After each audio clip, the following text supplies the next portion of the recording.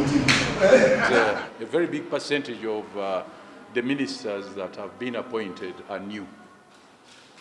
There has been an induction, and they are going to be handed their appointment letters and rules and regulations governing the Rukiiko and the government, Ssaabasajja Kabaka's government.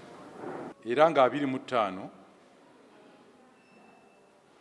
omwezi guno Ssaabasajja Kabaka yasiimye ajja kubeera e Katigondo ng'ab'e Katigondo bakuza emyaka 10. Ssaabasajja ajja kubeerayo era tukubiriza Obuganda okubeerayo obungi bwanirize Ssaabasajja Kabaka. Era nga 26 omwezi guno yenkeera w'e Katigondo Ssaabasajja Kabaka yasiimye ajja kubeera Kkooki nga aggulawo empaka z'emipiira gy'amasaza.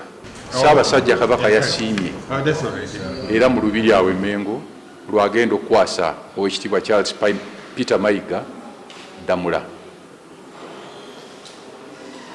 Omukolo gulitandika, tusuubira Obuganda bwonna okubeerawo ku ssaawa 3.